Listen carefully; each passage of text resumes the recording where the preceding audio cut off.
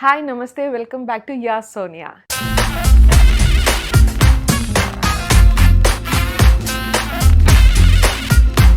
So మీ అందరికీ తెలుసు pregnant and the journey is going really great. మీ అందరి బ్లెస్సింగ్స్ వల్ల నేను చాలా బాగున్నాను. ఈరోజు ఒక చిన్న ఇంపార్టెంట్ విషయము చెప్దాం అనుకున్నా. డిఫరెంట్ ఛాలెంజెస్ ఉంటాయి all through this journey, but then మనకి పుట్టబోయే baby like baby girl or baby బాయ్ని ఊహించుకుంటుంటే అవన్నీ మనం మర్చిపోతూ ఉంటాము.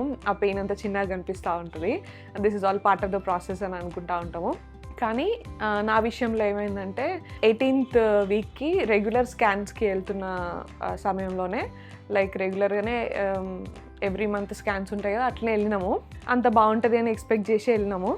18th వీక్లో సడన్గా డాక్టర్ నాకు సర్విక్స్ లెంత్ షార్ట్ ఉంది అని చెప్పేసి అన్నారు. So that day we were like shock అనిపించింది. అరే అంత బాగుంది అనుకున్నప్పుడు ఇదేంట్రా ఇట్లా అని చెప్పేసి అనిపించింది. అట్లా ఉంటే ఏమవుతుంది అసలు, అండ్ ఇంకా ఏం జాగ్రత్తలు తీసుకోవాలి ఏంటి అనేది అసలు ఏం అర్థం అవ్వలేదు. అండ్ షార్ట్ ఉంటే ఏం చేస్తారు అనగానే డాక్టర్ సర్జరీ చేసి స్టిచ్ చేయాలి అని చెప్పేసి అన్నారు. సో సర్జరీ ఏంది, స్టిచ్ ఏంది అని అసలు ఇంకా బాగా భయం వేసింది నాకు. ఈ టైంలో నాకు ఇంత పెయిన్ తీసుకోవాల్సి ఉంటుందా ఇంకా అని చెప్పేసి చాలా భయం వేసింది. ఇంకా అందరిలాగానే నేను కూడా ఇంటికి వచ్చేసి గూగుల్ చేశాను దాని గురించి అన్నీ. ఇంకా యూట్యూబ్ వీడియోస్ చూసాను. యూట్యూబ్లో చాలా షార్ట్ అంటే లైక్ ఎక్కువ ఇన్ఫర్మేషన్ లేదు దీని గురించి. సో గూగుల్ చేశాను. గూగుల్ చేస్తే కూడా చాలా రకరకాలుగా ఉంది. కొన్ని చోట్లలో it's okay, it is usual అని ఉన్నది. కొన్ని చోట్లలో అసలు చాలా జాగ్రత్త పడాలి, కష్టము, ప్రీటర్మ్ బర్త్ ఛాన్సెస్ ఉంటాయి, and sometimes no chances ఇట్లా ఉంటుంది ఇట్లా అని చెప్పేసి రకరకాలుగా ఇచ్చారు. ఇంకా చాలా ఎక్కువ టెన్షన్ అయిపోయింది, స్ట్రెస్ అయిపోయింది. With that stress I broke all my routine. ఇంకా డైలీ రొటీన్ అంతా బ్రేక్ అయిపోయింది. డైట్ కానీ ఇవన్నీ కూడా డిస్టర్బ్ అయిపోయినాయి ఇంకా. సో డాక్టర్ ఏమన్నారంటే ఒక 2 weeks అట్లా మానిటర్ చేద్దాము. ఎవ్రీ 4 days ఫస్ట్ మానిటర్ చేసింది. దాని తర్వాత చూద్దాము అని చెప్పేసి ఒక 2 weeks టైం తీసుకొని ఆ 2 weeks టర్మ్లో ఎంత చేంజెస్ కనిపిస్తున్నాయో దాన్ని బట్టి చేద్దామని చెప్పేసి అన్నారు.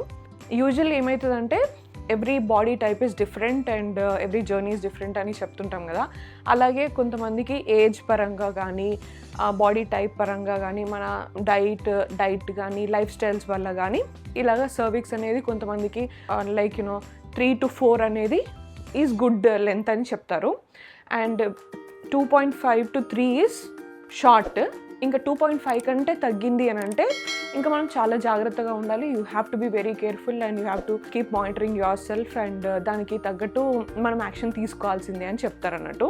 సో ఇంకా డాక్టర్ చెప్పినప్పుడు ఇద్దరం టెన్షన్ పడ్డాం. ఇక మళ్ళీ నాకేంటంటే నేను ఈ జర్నీలో ఏం తప్పు చేశాను, నేను అసలు ఇంకెక్కడ నేను ప్రాపర్ డైట్ తీసుకోలేదా, ఇంకేం చేశాను అని చెప్పేసి ఆలోచనలో పడిపోయినాను. ఇంకేం బెటర్ చేసుకోవచ్చు అని చెప్పేసి అయిపోయిన తర్వాత ఇంకోసారి అదే డాక్టర్ని మామూలుగా what would be the reasons అని చెప్పేసి అడిగితే she also said the same.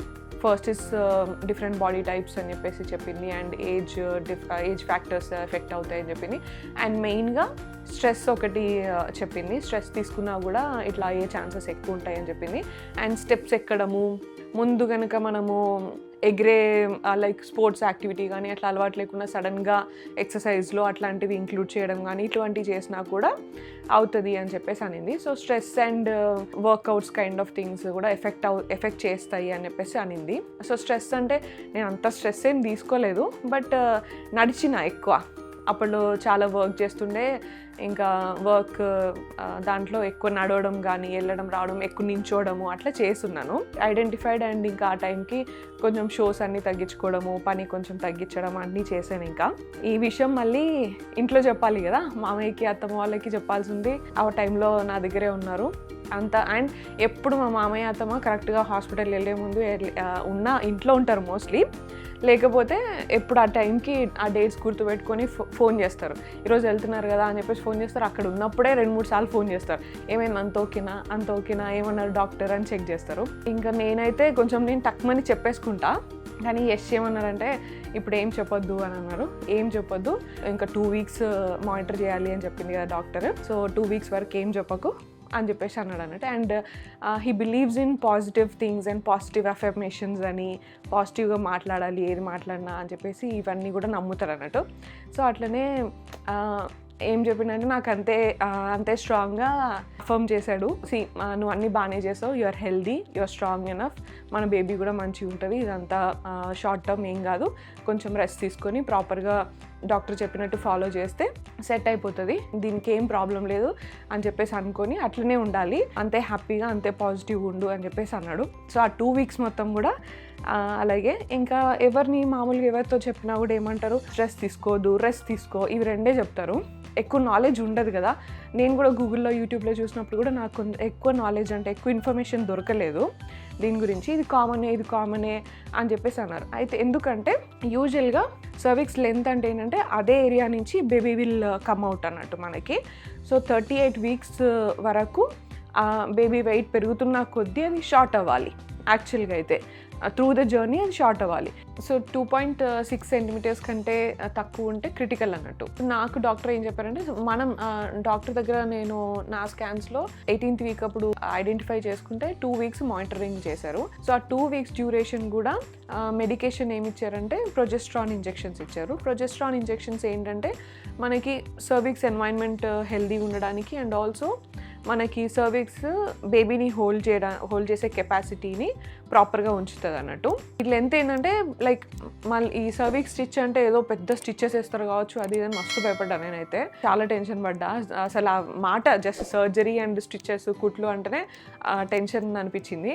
కాకపోతే ఎట్లుంటుందంటే ఒక బెలూన్కి మనం టై చేస్తాం కదా, థ్రెడ్ టై చేస్తాం కదా, అట్లా సింపుల్గానే చేస్తారు, అట్లా స్టిచ్చెస్ వేస్తారు అన్నట్టు. 2.8 దగ్గర మనం ఐడెంటిఫై చేసుకుంటే ఫస్ట్ వీక్లో తగ్గుతుందిలే అని అనుకున్నాను. ఐ మీన్ నార్మల్ అయిపోతుంది, సర్జరీ అవాయిడ్ చేయొచ్చేమో, అట్లీస్ట్ 2.8 దగ్గర ఉన్నా కూడా మనం అవాయిడ్ చేద్దాము, సర్జరీ అవసరం లేదు అని చెప్పారు డాక్టర్. 2.8 కంటే తగ్గుతుంది అని అనిపించినప్పుడే చేద్దాము ఈ 2 weeksలో అని చెప్పేసి అన్నారు. So I was like okay అయిపోతుంది, మంచిగా రెస్ట్ తీసుకున్నా కదా అని చెప్పేసి అనుకున్నా. రెస్ట్ తీసుకోవడము అండ్ ఎంత స్ట్రిక్ట్గా రెస్ట్ అంటే జస్ట్ వాష్రూమ్కి లేవాలి అంతే తప్ప ఇంకా దేనికి లేవద్దు. You should always lie down and pillows ఉండాలి కాళ్ళ కింద ఎప్పుడు అని చెప్పేసి చెప్పారు. అండ్ అస్సలు స్ట్రెస్ ఉండొద్దు, మెంటల్ స్ట్రెస్ ఏం తీసుకోవద్దు, ఫిజికల్ స్ట్రెస్ కూడా ఏం తీసుకోవద్దు అని చెప్పేసి చెప్పారు. సో అట్లా ఫాలో అయినా నేను 1 week ఫాలో అయినా కదా మంచిగా అవుతుంది అని అనుకున్నా. కానీ 2.7కి వచ్చింది ఫస్ట్ వీక్లోనే. ఇంకా బెటర్ చేద్దాంలే అని చెప్పేసి డైట్లో కూడా కొంచెం చేంజెస్ తీసుకొని ఇంకా మొత్తంకే బాగా రెస్ట్ తీసుకున్నా. ఇంకా తీసుకున్న తర్వాత కూడా లైక్ నెక్స్ట్ వీక్ వెళ్ళినప్పుడు we are expecting it will be okay, 2.7 దగ్గర ఉన్నా కూడా ఉంచుతా అన్నది కదా, స్టిచ్ దాకా పోదులే అని అనుకున్నా నేను. అండ్ ఆల్సో ఇంకొక టెన్షన్ ఏముంటుందంటే మళ్ళీ దీనివల్ల నార్మల్ డెలివరీ కాకుండా ఉంటుంది కావచ్చు, అప్పుడు కూడా మళ్ళీ సీకే వెళ్ళాల్సి వస్తుంది, సి సెక్షన్కి వెళ్ళాల్సి వస్తుంది కావచ్చు అనేది ఆ టెన్షన్ కూడా ఉండే నాకు. ఇంకా నాకు నార్మల్ అవ్వదులే ఇంకా అట్లా అని చెప్పేసి కూడా కొంచెం స్ట్రెస్ ఫీల్ అయినా. బట్ దెన్ ఫస్ట్ వీక్లో మానిటరింగ్ అప్పుడు వెళ్ళినప్పుడు డాక్టర్ని అడిగితే అస్సలు డిపెండెన్సీ ఏముండదు దీని మీద, దీనివల్ల నార్మల్లే ఇంకెక్కువ ఛాన్సెస్ ఉంటుంది కానీ ఇట్లా ఉండదు అని చెప్పేసి చెప్పారు. So it is never dependent on this stitch అని చెప్పేసి మాత్రం క్లియర్గా చెప్పారు. దీనివల్ల నార్మలా సి సెక్షన్ అని చెప్పేసి నార్మల్ అయ్యే ఛాన్స్ లేదు ఇంకా అని చెప్పేసి కూడా ఇంకెక్కువ స్ట్రెస్ అవుతూ ఉంటాం మనము. కాకపోతే డాక్టర్ క్లియర్గా చెప్పారు దీని మీద డిపెండ్ అయ్యి అసలు ఉండదు, సి సెక్షనా నార్మలా అనేది కంప్లీట్లీ మన బాడీ విజ్డమ్ మీద అండ్ ఆల్సో మన టైంకి బేబీ పొజిషన్ ఎట్లుందో, placenta position and baby position ఇవన్నీ కన్సిడర్ చేసి ఉంటుంది కానీ ఇప్పుడు స్టిచ్ వల్లనో సర్వికల్ లెంత్ వల్లనో ఉండదు అని చెప్పి చాలా క్లియర్గా చెప్పారన్నట్టు. ఇంకా నేనేమనుకున్నా అంటే ఇంకా అత్తమ్మ వాళ్ళకి కూడా షేర్ చేసుకుంటే ఇంకా వాళ్ళు కూడా మంచి ప్రే చేస్తారు కదా, సెట్ అయిపోతుందేమో, బ్లెస్సింగ్స్తో క్యూర్ అయిపోతుంది, నార్మల్గా ఉంటుందని నేను అనుకుంటుండే. కానీ యష్ ఆల్వేస్ అఫర్మ్డ్ పాజిటివ్, ఎవ్వరికి చెప్పొద్దు, అసలు ఎవరితో ఏం చెప్పొద్దు, అసలు ఉంది అనే విషయం నీకు నాకు కూడా మనం మాట్లాడుకోవద్దు బయటికి, just take rest and follow medication, doctor prescribe చేసిన ప్రకారం ఉండాలి అంతే అని అన్నాడు. సో అట్లనే ఫాలో చేశాను. అండ్ ఆయన కూడా ఎందుకు చెప్పొద్దు అట్లా అన్నాడంటే డాక్టర్ క్లియర్గా చెప్పారు అసలు చాలా స్ట్రెస్ ఫ్రీ ఉండాలి అండ్ మెంటలీ ఫిజికలీ చాలా రిలాక్స్డ్గా ఉండాలి అని చెప్పారు. సో ఈయన కూడా ఏంటంటే ఇప్పుడు వీళ్ళకి అందరికీ మనం ఫోన్ చేసి చెప్పుకోవడము, వాళ్ళు మళ్ళీ కాల్ చేసి మళ్ళీ ఎలా ఉన్నావు ఏంటి అని చెక్ చేయడం, ఇదంతా ఎప్పుడు దాని గురించి మాట్లాడి ఇంకెక్కువ ఆలోచిస్తాను అని చెప్పేసి కూడా ఆలోచించి వద్దు అని అన్నాడు అన్నట్టు. So that helped a lot actually. But again ఇంకా సెకండ్ వీక్ వెళ్ళేసరికి 2.6 ఉండింది 2.6 సెంటీమీటర్స్ చూపించేసరికి ఇంకా డాక్టర్ వెంటనే నాకైతే ఛాన్స్ తీసుకోవాలని లేదు అని చెప్పేసి డాక్టర్. ఇంకా నెక్స్ట్ వీక్ వచ్చేసరికి ఇంకా తగ్గితే స్టిచ్ చేయడానికి కూడా నాకు స్కోప్ ఉండదు, చేతికి అందదు అని చెప్పేసి అన్నారు. ఇంకా అనగానే వి డిసైడెడ్ అసలు వెళ్ళే రోజు అయితే ఆ రోజు స్కాన్ అప్పుడు అంతా బాగుంటుందిలే అని చెప్పేసి అనుకుని వెళ్ళినాము. కానీ ఇంకా ఆ రోజు హాస్పిటల్లోనే ఇంకా వెంటనే హాఫ్ అన్ అవర్లో దే అరేంజ్డ్ ఇంకా మనకి సర్జరీకి తీసుకెళ్లారు. సర్జరీ అయింది. సర్జరీ తర్వాత యూజువల్గా అయితే ఈవినింగ్ అట్లా 7 ఆఫ్టర్ అనెస్థీషియా అంతా మనకి క్లియర్ అయిపోయిన తర్వాత కొంచెం వాటర్ తాగించి బ్రేక్ఫాస్ట్ అంటే లైక్ ఏదైనా కొంచెం ఇడ్లీయో ఏదో టిఫిన్ లాంటిది లైట్గా తినిపించిన తర్వాత వెళ్ళొచ్చు అని చెప్తారు. కానీ మళ్ళీ మనం ఏమైనా భయపడతామేమో ఇంటికి వచ్చిన తర్వాత ఇంకేమైనా కాంప్లికేషన్స్ అయితే మళ్ళీ టెన్షన్ పడతాం ఎందుకు అనేసి నేను ఉన్నాను. ఆ రోజు ఉన్నాను. ఏమవుతుందంటే సర్జరీ జస్ట్ లైక్ ఒక చిన్న కుట్టేస్తారు అంతే, ఒక 2 స్టిచెస్ వేస్తారు అనుకుంటా, నాకు తెలిసి 2 స్టిచెస్ పడతాయి. బెలూన్కి ఇట్లా థ్రెడ్ వేసినట్టు థ్రెడ్ కట్టినట్టు కడతారు. అయితే మనకి అయిపోయిన తర్వాత కొంచెం అంటే 2 డేస్ వరకు అయితే ఇన్కన్వీనియన్స్ ఉంటుంది, కూర్చున్నట్టు అనిపిస్తుంది, అట్లా స్టిచ్ చేసిన దగ్గర ఇట్లా అనిపిస్తుంది. అండ్ ఆల్సో స్పాటింగ్ ఉంటుంది, దానివల్ల టెన్షన్ పడతాం మనము మామూలుగా. సో ఆ స్పాటింగ్ అనేది టెన్షన్ పడాల్సిన అవసరం లేదు. సర్జరీ చేయడం వల్ల కొంచెం జస్ట్ డాట్స్ తెలుస్తుంది మనకి. ఇంకొకటి ఏంటంటే డైజెస్టివ్ ప్రాబ్లం అవుతుంది. సో డైజెషన్కి కూడా ఒక 2-3 డేస్ వరకు మనకి అది టానిక్ ఇస్తారు. నేను ఓవర్ కాన్ఫిడెంట్తో నాకు డైజెషన్ ప్రాబ్లం ఏం కాలే అని చెప్పేసి ఫస్ట్ డే తీసుకోలేదు, నార్మల్గా డైజెషన్ అయింది. కానీ దాని తర్వాత సెకండ్ డే నుంచి ఒక 2-3 డేస్ ప్రాబ్లం అయింది. దట్స్ వెన్ ఒక 2 డేస్ యూజ్ చేసిన డైజెషన్ టానిక్ అది. దాని తర్వాత ఏం పెద్ద అవసరం పడలేదు, మళ్ళీ నార్మల్గానే ఉండే. Thanks to my digestive system for that. ఇప్పటివరకు కూడా డైజెషన్ అంతా నార్మల్గానే ఉంటుంది. యూజువల్గా ఆ కాన్స్టిపేషన్ ఇష్యూస్ వస్తాయి అన్నట్టు దీనివల్ల. ఆ స్పాటింగ్ అనేది ఒక 2-3 డేస్ వరకు ఉంటుంది, డిపెండ్స్ ఆన్ ద పర్సన్. ఇంకా నాకైతే జస్ట్ 2 డేస్ ఉండే. అండ్ లేచినప్పుడు కూర్చున్నప్పుడు కొంచెం ఇన్కన్వీనియన్స్ ఉంటుంది. ఇవన్నీ ఆఫ్టర్ ఎఫెక్ట్స్ అన్నట్టు, స్టిచ్ పడ్డ తర్వాత ఆఫ్టర్ ఎఫెక్ట్స్ ఇవన్నీ ఉంటాయి. కంగారు పడాల్సింది ఏం లేదు, నార్మల్గానే ఉంటుంది. అండ్ మనం తిరుగుతున్నప్పుడు సైడ్స్ తీసుకుంటున్నప్పుడు పడుకుంటున్నప్పుడు కూడా ఇబ్బంది అనిపిస్తుంది, కొంచెం టెన్షన్ ఉంటుంది. ఏమంటారు అక్కడ జరిగినట్టు ఇట్లా పొడిచినట్టు అట్లా అనిపించినప్పుడల్లా భయం అనిపిస్తుంది. బట్ దట్స్ ఆల్ నార్మల్, ఏం కాదు. ఇంకొక మెయిన్ విషయం ఏంటంటే నాకైతే ప్యూబిక్ పెయిన్ చాలా ఎక్కువ ఉండే. ఆల్మోస్ట్ నేను ఎప్పుడు రెస్ట్లోనే ఉన్నా, ఎప్పుడు పిల్లోస్ కాలు కింద పిల్లోస్ పెట్టుకున్నా కూడా ఎక్కువనే ఉండే. అది కూడా నార్మల్ అని అన్నారు డాక్టర్, కొన్ని డేస్ అంతే. అండ్ ఆల్సో మనం అది ఇప్పుడు ప్రెగ్నెన్సీ పిల్లోస్ అని చెప్పేసి వస్తుంది, ఈ టైప్లో ఉంటాయి. అట్లాంటి పిల్లో తీసుకొని కొంచెం తిరుగుతున్నప్పుడు ఒక టెక్నిక్లో ఇట్లా కొంచెం వెయిట్ బ్యాలెన్స్ చేసుకుంటూ తిరగడము అట్లాంటివి కొన్ని చేస్తే కొంచెం మేనేజ్ అయ్యేది. అండ్ దెన్ రాను తగ్గిపోయింది. ఫ్యూ డేస్కి ఆల్మోస్ట్ 1 మంత్కి అట్లా నాకు తగ్గిపోయింది. తర్వాత అప్పుడు వాకింగ్ కానీ కొంచెం కష్టం అనిపించేది. కూర్చున్నప్పుడు కూడా కాలు పైకే పెట్టుకొని కూర్చోవాలి ప్రతిసారి అని చెప్పేసి అన్నారు. అండ్ ఇంకో అంటే లైక్ ఏంటంటే లైక్ ఎప్పుడు నేను ఎల్ షేప్ సోఫా ఉంటుండే, ఒక్కొక్కసారి పిల్లోస్ ఏం పెట్టుకుంటానులే అని చెప్పేసి వదిలేసేది నేను. ఇంకా యష్ చూసి సోఫాలే మార్చేసినాడు. ఆ సోఫాస్ తీసేసి రిక్లైనర్స్ తీసుకొచ్చింది. ఇంకా ఎప్పుడు ఒక 10 సార్లు 20 సార్లు రోజుకు ఒక 10 సార్లు గుర్తు చేసేది, పిల్లో పెట్టుకోలేదు కానీ ఇంకా చూసి ఆయనే రిక్లైనర్స్ తీసుకొచ్చాడు.